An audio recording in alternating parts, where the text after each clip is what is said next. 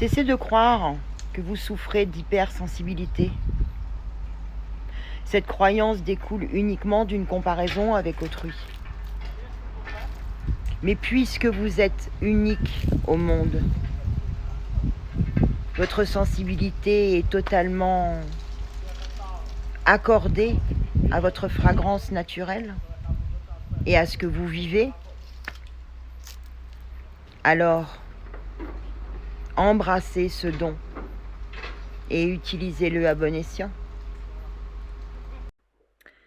Ainsi, en règle générale, nos plus gros défauts sont en puissance nos plus grandes qualités. Même s'il n'y a rien de pire que d'être mis dans une case, surtout pour un passeur. Voici ce que j'ai souvent observé chez eux et chez moi-même d'ailleurs. Ces traits communs peuvent au départ être vécus comme un handicap, mais ils se révèlent être un atout formidable pour accueillir et poser sa puissance d'être. Nous l'avons vu, les passeurs sont généralement très sensibles. Tous les hypersensibles sont-ils passeurs? Bien sûr que non. Cependant, les passeurs empruntent bon nombre de caractéristiques liées à l'hypersensibilité. Le peintre Agustino Degas la décrirait ainsi. Les personnes sensibles sont faites ainsi. Elles font tout avec le cœur. Et même si elles ont des cicatrices, elles ne changeront jamais. Elles continueront à faire tout avec le cœur. Parce que ce n'est pas un choix. C'est une façon d'être, une façon de vivre. Pour la psychologue et psychanalyste Valérie Grumelin-Halimi, l'hypersensibilité n'est pas une maladie, mais un trait de caractère qui se manifeste par une sensibilité extrême au monde qui nous entoure. Dans l'hypersensibilité, on entend sensibilité et hyper. Cela signifie, précise-t-elle, que l'on vit les choses de manière beaucoup plus intense que la plupart des gens, et que l'on est dans l'incapacité de pouvoir se protéger des émotions de l'entourage, qu'ils soient proches ou lointains. Les gens hypersensibles sont très doux, très raffinés, et ils évoluent généralement dans des milieux créatifs. Chez les passeurs, cette hypersensibilité s'accompagne souvent d'empathie, que la psychologie définit comme étant la capacité de ressentir les émotions, les sentiments et les expériences d'une autre personne ou de se mettre à sa place. Cela implique de faire l'effort de comprendre l'autre intellectuellement, mais aussi de capter ses ressentis et ses émotions sans jugement ni affectivité personnelle. Il ne s'agit pas de se confondre avec l'autre, ni de prendre sur soi ce qu'il perçoit, ses émotions ou sentiments.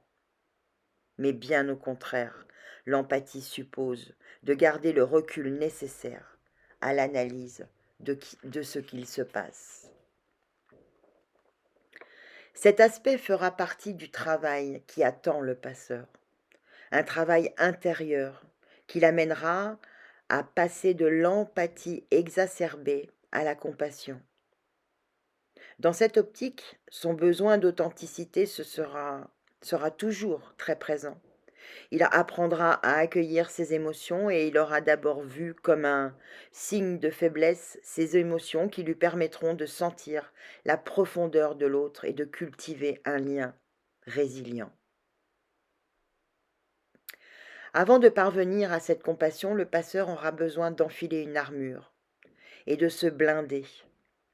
Sachant qu'un passeur a déjà tendance à se prendre pour la porte, rappelez-vous, en tant que sauveur, il doit porter tout le monde. Si en plus cette porte est blindée, l'accès au puits, sa profondeur, ne sera pas aisé. Mais derrière toute porte blindée, il y a un grand trésor. Alors les principaux ressentis d'un hypersensible sont Il a le sentiment d'être perdu car sa grande sensibilité est vécue comme un problème à résoudre. Vivre dans un monde stressant et normatif lui est difficile. Il vit de manière différente et excessive les situations que d'autres trouvent banales. Il a le sentiment de ne pas être compris et de ne pas comprendre les autres. Il a la sensation d'être décalé, voire inadapté. Et il se dit, les gars, je reviens dans 2 siècles, là, l'espèce humaine n'est pas vraiment finie. Donc, le passeur a un vrai, même s'il est hypersensible et que cela fait partie de ses qualités d'âme, il a un vrai décalage affectif et émotionnel. Le passeur étant en alerte, il opte pour la stratégie du « je ne sens rien, tout va bien ». Donc il bloque ses sens pour survivre dans ce monde dur, puis apprend à les reconquérir, et il y parvient plutôt bien. Il se coupe ainsi de ses capacités subtiles, manque parfois de discernement sur lui-même, il a tendance à aller trop vite, à s'engloutir dans des nouvelles idées, nouvelles relations, jusqu'à l'épuisement. Le résultat, la croyance suivante s'allume et il se dit, tu dois t'en sortir seul. Personne ne peut te venir en aide. En réalité, tu crées ton monde. Et l'ego se met à raisonner. Trop dure la coopération. Il faut se battre, en mourir pour survivre ici-bas. Dois-je vous rappeler que nous ne sommes plus en guerre, chers passeurs? Si nous souhaitons véritablement sortir de la souffrance, nous devons travailler à nous pacifier véritablement à l'intérieur. Ne pas faire confiance à votre nature, à notre système d'autorégulation est insensé. Notre corps sait très bien réguler les disharmonies. Nos qualités humaines et divines nous permettent de nous accueillir beaucoup plus consciemment, pour peu que nous acceptions de nous concentrer sur notre évolution de conscience. Croire que l'extérieur est responsable est devenu largement obsolète. C'est pour cela que vous êtes là, chers passeurs, pour apprendre à coopérer, à compter sur vous-même, mais aussi sur et avec les autres. Votre évolution passe par des carrefours et des choix à faire. Si vous prenez le temps d'être honnête envers vous-même, c'est-à-dire vous qui vous aimez, alors succès et réussite sont assurés. Sinon, il faudra juste assumer vos erreurs, c'est aussi une grande expérience, et repartir. Votre chemin, si vous l'acceptez, est pavé d'or et peut se transformer en réussite éveillée. Une autre qualité d'âme du passeur est son intuition et ses capacités subtiles. Les passeurs sentent les choses, ils captent, souvent depuis la tendre enfance, comme nous l'avons vu dans une vidéo précédente, généralement grâce à la capacité de clairvoyance qu'ils ont. Ils ont une vision intérieure assez claire de ce qui se passe chez les autres et sont très sensibles aux lieux, aux atmosphères, aux ambiances, notamment olfactives. Cela peut aller jusqu'à la clairsentience. Étant constitués pour capter et être en transparence avec les énergies, ils ont des enveloppes subtiles assez fines et légères, ce qui est dû à la présence abondante de leur constitution de l'élément air. Et donc, par opposition, ils ont bien souvent un petit déficit de l'élément terre. Le travail d'ancrage sera donc extrêmement important pour eux. Et par extension, la notion de repère, de refuge, de maison le sera également. Un endroit où prendre racine, un endroit à soi, où il est primordial d'être en sécurité, à l'abri de l'extérieur. Beaucoup d'entre eux ont tendance à confondre intuition et capacité subtile. L'intuition vient du haut mental, sur un plan déjà très haut en vibration. L'intuition devient disponible au fur et à mesure que la personne développe sa capacité à accéder à l'énergie, non diffractée, par son plexus solaire, c'est-à-dire sans projection ni filtre du scénario personnel. Guider, cerner un problème, percevoir le véritable état d'une personne, inspirer le chercheur ou le créateur, révèle du domaine de l'intuition. Au sens littéral du terme, l'intuition est une connaissance directe, immédiate, sans intervention de raisonnement. Grâce à son action anticipatrice et pénétrante, elle donne le sens d'une situation avant que ces éléments ne soient connus ou identifiés. Elle va à l'essentiel, vers la réalité des choses, au-delà de toute apparence. L'intuition est une source de connaissance et de compréhension qui se manifeste au travers d'images, d'impressions, de messages verbaux. Se relier à l'intuition, l'écouter, lui faire confiance et suivre sa guidance permet de retrouver son pouvoir personnel. Nous nous compliquons la vie en faisant taire cette voix, qui pourtant est toujours présente, bien souvent cachée derrière un brouhaha mental dissonant, par manque de confiance en soi, par peur de se tromper, ou parce que nous n'avons pas appris à utiliser et potentialiser cette intelligence éclairée pour conduire et construire nos vies. Il semble que nous ayons à retrouver l'appréciation, l'estime de nous-mêmes, pour nous sentir dignes d'accéder à cette guidance intérieure. Grâce à des techniques précises d'apprentissage de lecture intuitive, par exemple, nous pouvons apprendre à canaliser et à utiliser l'intuition, qui devient un atout majeur de connaissance.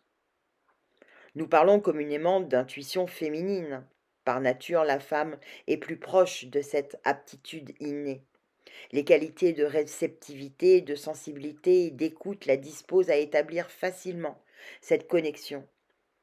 Mais elle ne lui est pas réservée uniquement. Un homme ayant bien intégré sa polarité féminine aura lui-même cette intuition à disposition. D'un point de vue physiologique, l'intuition, ou sixième sens, est une fonction psychique de l'hémisphère droit du cerveau.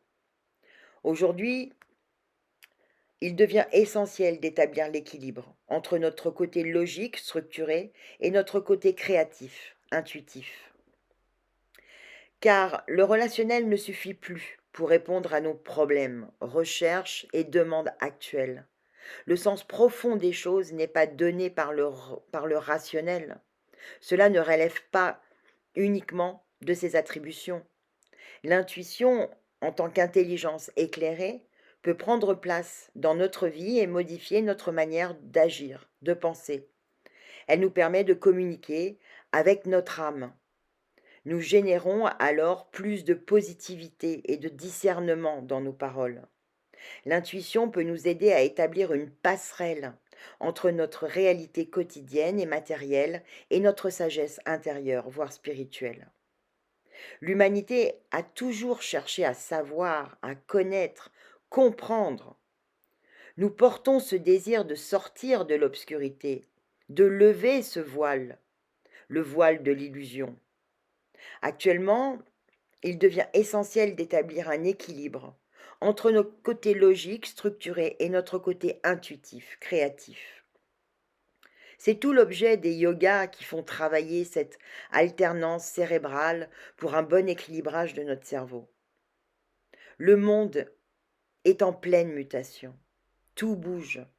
Un éveil des consciences émerge dans multiples domaines. Les valeurs, les centres d'intérêt, les besoins se déplacent. La conscience de notre planète nous porte pour expérimenter la beauté du vivant et non pour vivre et consommer sans aucune conscience, ainsi que le besoin de mieux vivre ensemble avec nos différences, après des siècles de séparation et de division, deviennent de plus en plus présents. Nous sommes de plus en plus nombreux à nous interroger, à vouloir autre chose, à ne pas nous contenter passivement que dans le système sociétal mondial actuel, on nous propose uniquement ce rationnel qui ne suffit plus à répondre à nos aspirations. L'intuition, en tant qu'intelligence éclairée, peut prendre place dans notre vie et modifier notre manière d'agir, de penser, en étant connecté en permanence au message de notre âme. Pour notre attitude personnelle, chaque jour, nous faisons de notre monde ce qu'il est. Il appartient à chacun d'y changer quelque chose. Intuition et conscience sont étroitement liées. Nous pouvons voir l'intuition comme un acte complet de la conscience, d'où jaillit la compréhension instantanée. Une autre qualité d'âme du passeur, essentielle d'ailleurs, est sa multipotentialité.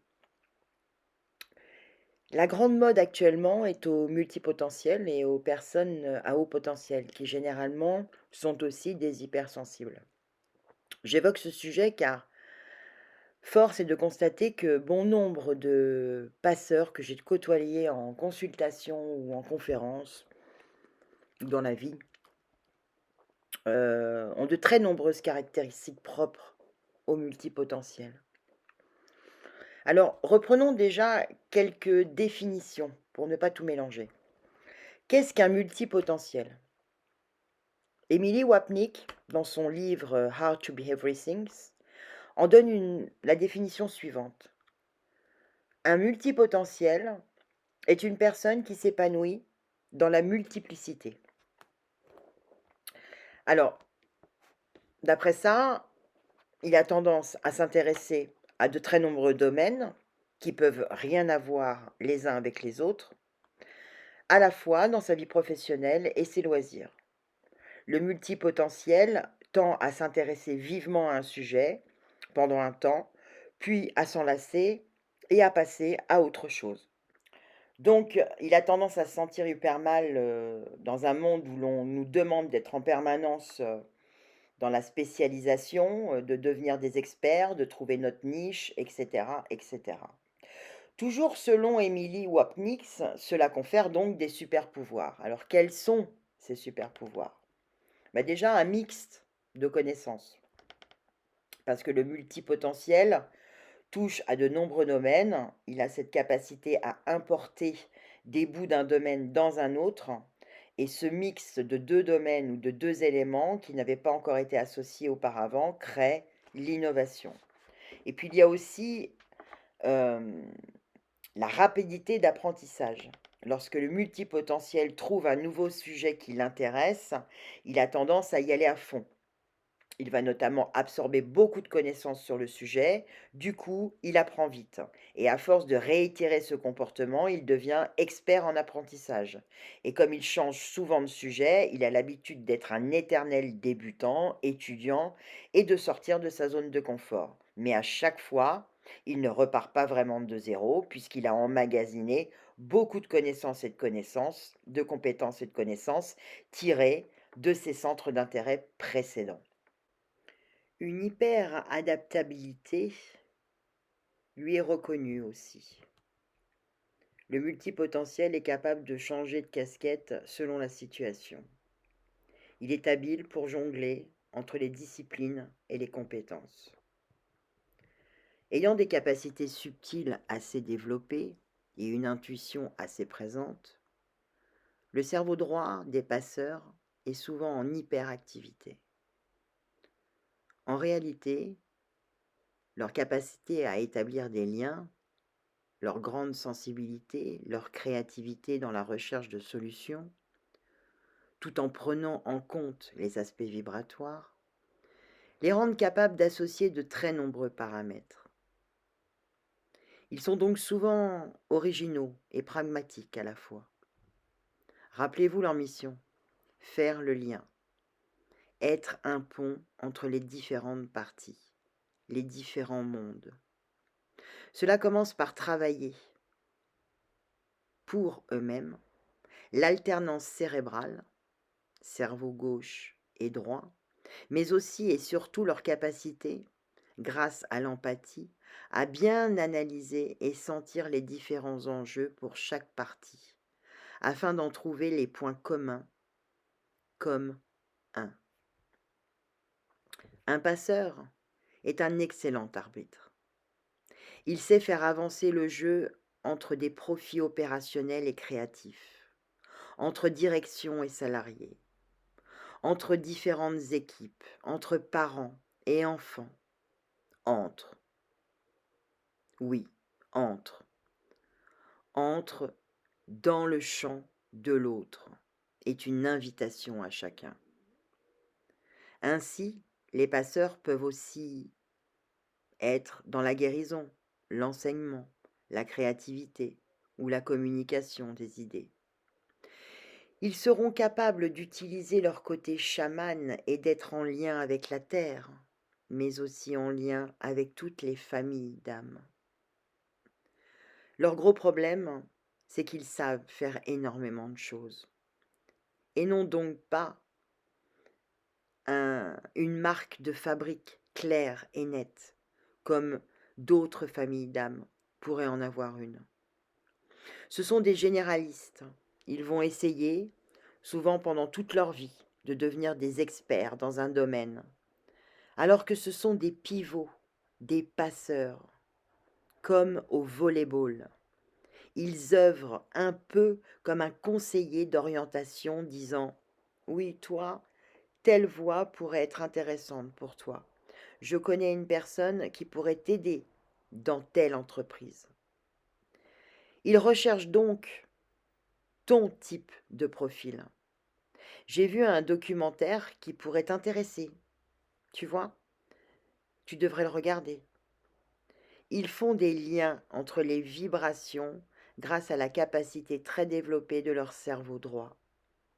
Et leur grande force, c'est qu'ils savent prendre du recul pour regarder les vibrations des autres, voir ce qui est là et où sont les points dissonants et les transmettre à l'autre pour lui donner des pistes. Alors, en résumé, les traits caractéristiques des multipotentiels sont: ils sont passionnés par énormément de sujets et de domaines différents, ils se lassent vite et sont incapables de rester longtemps dans la même discipline, ils ont des difficultés à trouver leur place et leur voie, curieux de tout, ils ont soif d'apprendre, ils ont tendance à se sentir illégitimes, ils ont besoin de nouveautés, de challenges, d'aller là où personne n'est allé. Et ils ont le sens de l'innovation grâce à leur capacité à établir des liens entre différents domaines. L'antidote pour les multipotentiels, c'est la discipline.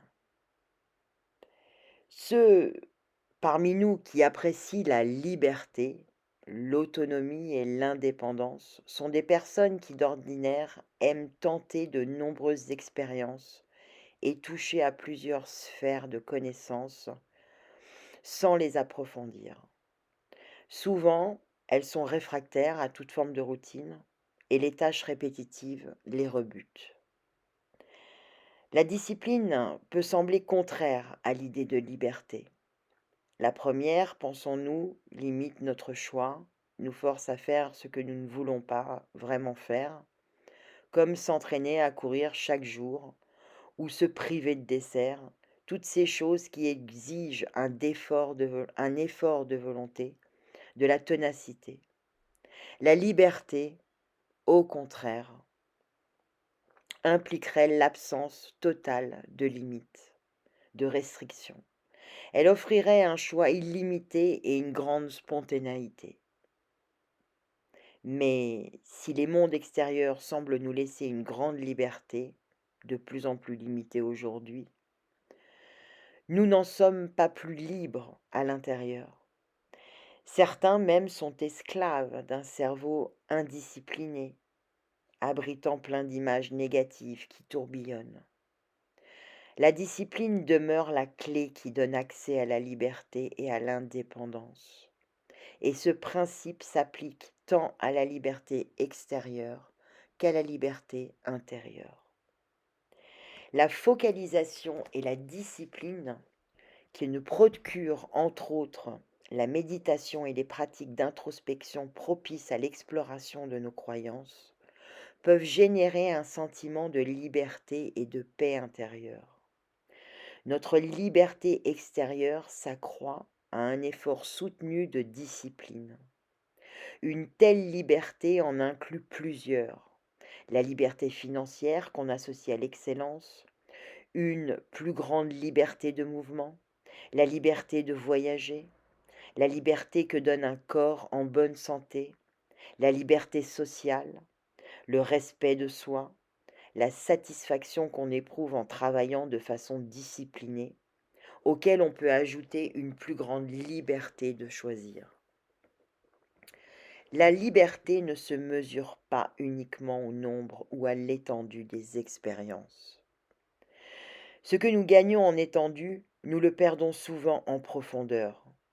Mais si nous focalisons nos énergies et persévérons malgré l'ennui, nous faisons plus qu'expérimenter. Nous transcendons l'expérience. Nous en apprenons beaucoup plus sur nous-mêmes et sur nos capacités que si nous étions uniquement de simples collectionneurs d'expériences. La discipline, c'est l'habitude d'en faire un peu plus que l'ordinaire, de creuser un peu plus loin, de persévérer, d'avancer. La discipline reconnaît l'ennui pour ce qu'il est, un signe qu'on ne fait pas que commencer à comprendre. Comme pour la pratique d'un instrument de musique, ce n'est pas parce que l'on connaît quelques notes et le positionnement des mains sur l'instrument que l'on a la liberté d'interpréter tous les morceaux. S'engager à poursuivre un but, c'est adopter une discipline pour de longues années. Ce but est comme un phare. La discipline et l'engagement que l'on prend avec soi-même forment un pont entre ici et maintenant et le futur lointain de nos buts. La discipline essentielle consiste peut-être à se demander comment être pleinement aligné à mon être de sagesse chaque jour pour être guidé vers l'appréciation plus profonde de ce qui est. En vertu de ses multiples potentiels, un passeur possède des capacités d'écoute et lorsqu'il accepte ce qu'il est, des capacités d'expression. Depuis tout jeune, vous avez sans doute appris à observer, à écouter, un peu comme une antenne parabolique ou un phare d'Alexandrie pour vous adapter aux autres et à capter les enjeux de ce qui vous entourait, chaque mouvement, chaque vibration, chaque intensité de lumière. Vous êtes un véritable réceptacle. L'écoute est un don pour les passeurs. Nombreux sont ceux qui officient avec les sons, le son, comme orthophonistes, musiciens, DJ, auteurs-compositeurs, interprètes, mais aussi avec le corps. Les corps ont leur propre fréquence et leur propre couleur. L'apprentissage vers soi commence ainsi par une écoute habile de l'extérieur pour ensuite se centrer sur d'autres énergies plus subtiles, jusqu'à écouter ses propres vibrations et s'harmoniser soi-même. D'autre part, cette appétence pour comprendre et apprendre, quel que soit le domaine, permet également de nourrir ses connaissances, de s'enrichir et ainsi d'être en capacité de transmettre par son verbe. Un amour des mots et du verbe qui peut se manifester sous bien des formes.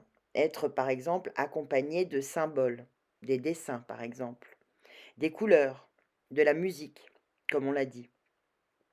C'est bien plus la vibration qui se dégage de ce qui est créé que la forme elle-même qui intéresse alors le passeur. C'est l'ingéniosité de créer avec divers éléments qui n'ont a priori pas forcément de rapport entre eux. Lorsqu'il se fait confiance, à force d'avoir cherché à comprendre, il pourra à son tour expliquer, car il aura déjà fait le chemin en se posant 10 000 questions.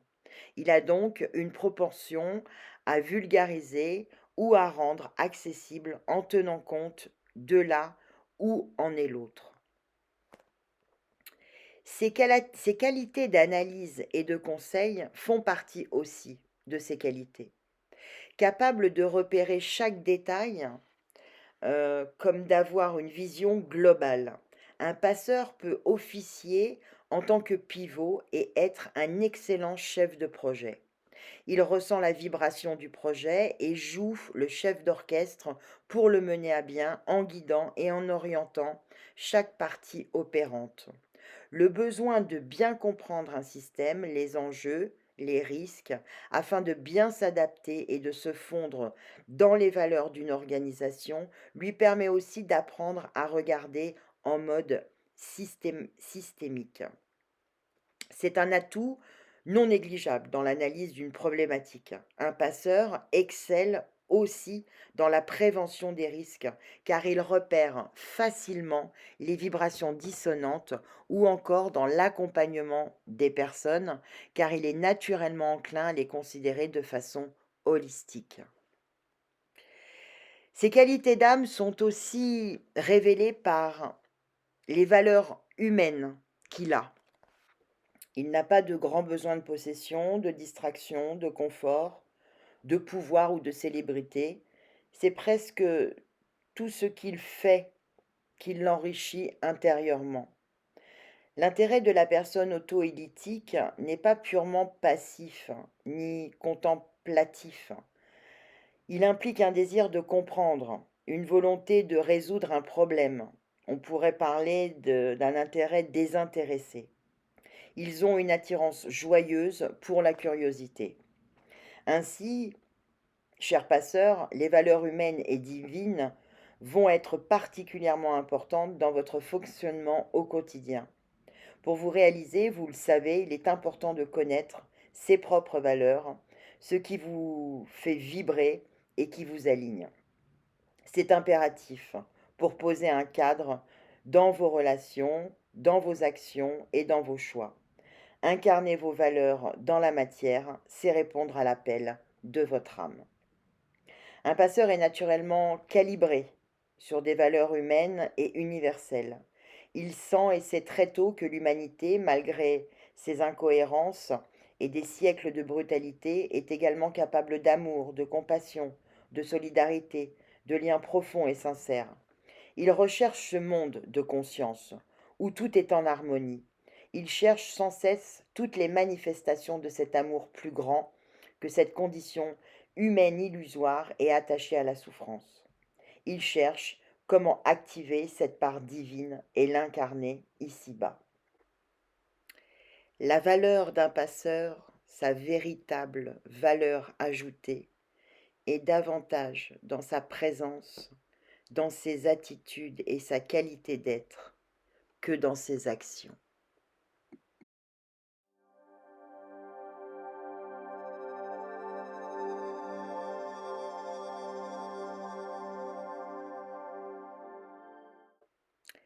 Quelle est la mission de vie du passeur dans son incarnation? C'est ce que nous allons voir maintenant. Le passeur n'est pas là uniquement pour faire le passage de vie à trépas. Nous l'avons vu. C'est un gardien du seuil. Il est aussi présent pour accompagner tous les passages de cap de vie, en particulier la naissance, le passage de l'enfance à l'adolescence, le passage de l'adolescence à l'âge adulte, tous les passages de l'âge adulte, parentabilité, changement de travail, choc, séparation, mariage, le passage du deuil et les nombreux caps dans l'évolution de la conscience. Si l'on se réfère par exemple à la numérologie, il y a des septaine, précise, où l'âme travaille plus en profondeur sur des aspects de son intériorité, au-delà de son pèlerinage global, chemin de vie, et de sa mission de vie, alignement sur les valeurs de l'âme et engagement au-delà de l'ego de surface. Ils sont là pour aider la personne qui vit ces changements à se réaligner, à se transformer. Pleinement assumés et ayant accompli un gros travail sur leur personnalité de surface, l'ego, les passeurs sont alors un peu comme des chefs d'orchestre. Ils voient le potentiel de chaque musicien, les endroits où il peut littéralement exploser, se réaliser pleinement en donnant le meilleur de lui-même. La force du passeur, c'est de réunir les différentes présences pour créer une œuvre commune et la porter à son paroxysme. Dans cette image de chef d'orchestre, le passeur est de dos. Il n'a pas peur de ce qui se passe derrière lui, ni des risques ou des craintes qui ont pu l'assaillir en tant qu'individu. Il est là, au service de l'orchestre, pour créer une harmonie commune et l'offrir au monde. Il est totalement présent à ce qui se joue et sa seule motivation est de vibrer cette mélodie sur Terre pour le plus grand nombre. Beaucoup de films évoquent des destinées de passeurs. L'un des plus éloquents est Doctor Strange, qui développe tous ses attributs, toutes ses capacités, passage d'un univers à l'autre, connaissance initiatique, mystique, maîtrise du temps, pour œuvrer dans le sens de l'évolution humaine à son plus haut degré d'amour, de coopération, de solidarité, tout en respectant le libre arbitre de tous. Il est là pour transmettre, mais aussi ouvrir donc cette vibration d'harmonie. La mission d'un passeur est de transmettre des vibrations.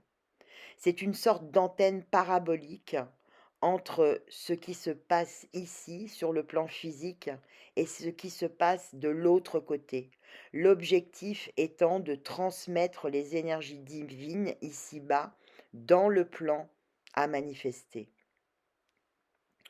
Il est aussi là pour ouvrir des espaces d'harmonie, de beau, où les vibrations sont parfaitement calibrées en fonction du travail des âmes qui doivent œuvrer ensemble.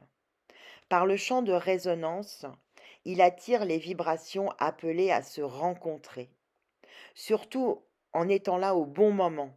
Sa mission est d'accompagner les autres sur leur propre chemin de conscience et de leur permettre de faire leurs propres pas, de s'ouvrir, de retrouver leur lumière intérieure et leur foi.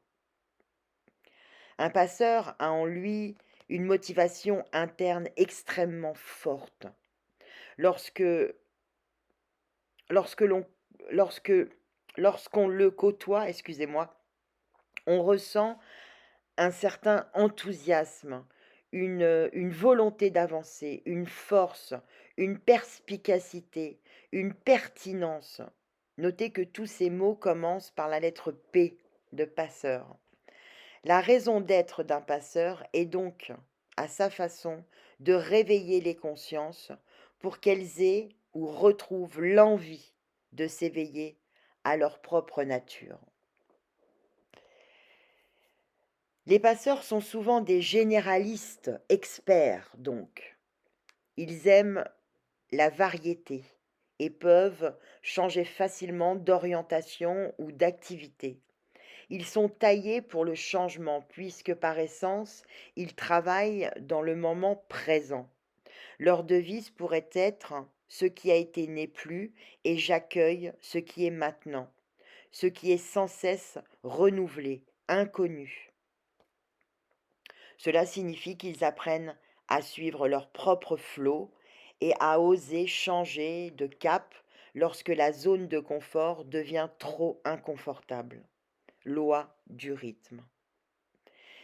Ils sont donc tout à leur aise dans l'accompagnement, au changement, et ont une merveilleuse capacité avoir ce qui cloche, bien sûr. Ce sont souvent de véritables coachs. Ils sont là pour redonner confiance aux personnes et les conduire sur le bon chemin, sans forcément savoir précisément quel est le bon chemin, mais conscient qu'il appartient à la personne de le découvrir. Ils vont tout mettre en œuvre pour qu'elle se pose les bonnes questions. Ils seront des guides dans le quotidien, avec un aspect mental important, usant d'une parole bienveillante et motivante. S'ils assument leur côté plus émotionnel, ils seront d'excellents médiums ou sages. Dans tous les cas, ils auront à apprendre et à se former pour communiquer avec justesse, avec non-violence. Ils peuvent donc être des thérapeutes dans des domaines qui touchent l'élément R, la communication, la parole, mais aussi la sophrologie, l'hypnose, la thérapie par les sons, la lumière, l'olfactothérapie. Pourquoi l'élément R? Parce que les passeurs sont en lien avec le verbe. Le verbe est créateur et le passeur est un créateur de champs vibratoires. Il ouvre le champ des possibles, l'imagination. Rien d'étonnant donc à ce que certains soient de brillants romanciers, journalistes, artistes, réalisateurs. Ils préféreront souvent ne pas être sur le devant de la scène, comme les acteurs, mais plutôt coordonner l'ensemble en tant que metteur en scène, scénographe, scénariste. Ce qui n'empêche pas que de très nombreux acteurs soient de véritables passeurs. De par leur jeu et leur sujet qu'ils vont choisir, qu'ils choisissent, ils véhiculent des possibles et ouvrent des perspectives à grande échelle. Alors, je vais vous nommer quelques passeurs célèbres en tant qu'acteurs. Guillaume Canet, dans ses rôles d'acteur et de réalisateur. Matt Damon, Alexandre Astier, Keanu Reeves, Julia Roberts. Il y a aussi dans les réalisateurs James Cameron, Clint Eastwood, George Lucas, Steven Spielberg, Christopher Nolan, Quentin Tarantino. Dans les chanteurs, à travers leurs textes, souvent compositeurs et interprètes, il y a Jean-Michel Jarre, Lenny Kravitz, Coldplay. Beaucoup d'interprètes français, Francis Cabrel, Daft Punk, Julien Doré, Vanessa Paradis, MC Solar, Zazie et bien d'autres. Et pour d'autres personnages célèbres, il y a Charles Baudelaire, Albert Einstein, Victor Hugo, Pythagore, Arthur Rimbaud. Donc voilà, en fonction de leur personnalité de surface, l'ego, et de leurs besoins internes, ils seront travaillés avec les autres éléments, la terre, les plantes et les devas, les minéraux, l'eau, avec la gestion des émotions, et le feu, avec leur dynamisme. Dotés de capacités subtiles assez développées, ils pourront se découvrir médium ou canal et se diriger vers les sciences plus invisibles, plus intangibles et énergétiques pour comprendre le sens de la vie. Ils pourront surtout officier dans de nombreux domaines de la société, manager dans l'âme. Ce sont d'admirables chefs de projet et entrepreneurs. Ils n'ont pas leur pareil pour mettre les gens en réseau. Alors, à l'ère numérique interconnectée, c'est juste un vrai bonheur pour eux. C'est pour cela qu'il y a une véritable transformation dans leur activité. Ils font en sorte que les personnes se rencontrent et que des projets puissent naître dans l'esprit de cette intelligence collective. Ils pourront œuvrer dans l'harmonisation de lieux de vie en tant qu'architectes, géobiologistes, être enseignants en créativité ou dans diverses sciences humaines, sociologie, archéologie, philosophie, anthropologie, histoire, ou encore être avocat, médiateur, recruteur, formateur, facilitateur. Ayant par ailleurs des antennes paraboliques donc très développées, ce sont également des radars très efficaces pour détecter les risques et les prévenir. En réalité, ces généralistes experts excellent dans de nombreux métiers. Mais être passeur n'est pas un métier. Nous sommes tous des passeurs en puissance. Tout comme nous avons tous la capacité de prendre soin de notre corps, nos corps, et donc des capacités de guérison, de canal.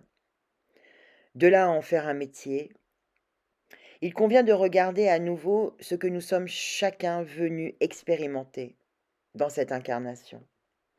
De plus, une capacité ne se définit pas, une capacité ne définit pas l'être. C'est une compétence, pas plus. En revanche, il nous appartient de l'utiliser ou non, et plus que tout, de sonder quelles sont les motivations réelles, sans complaisance. Un petit besoin de reconnaissance n'est jamais bien loin.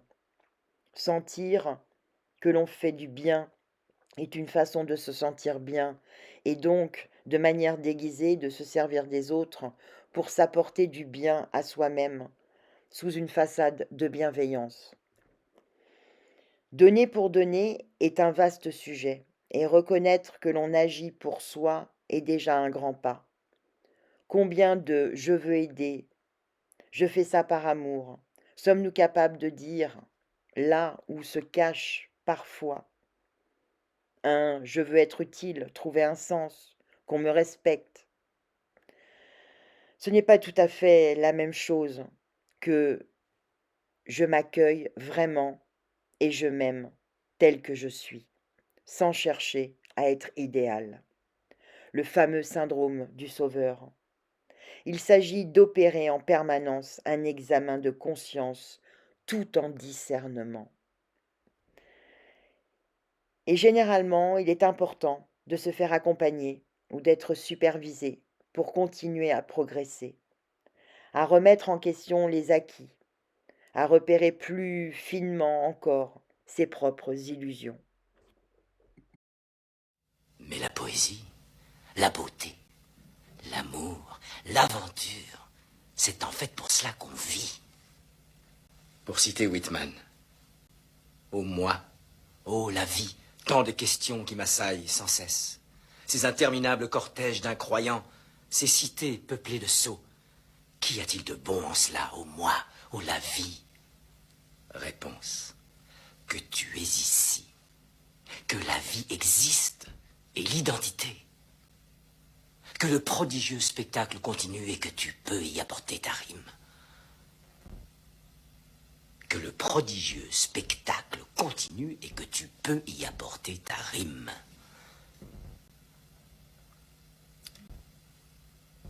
Quelle sera votre rime?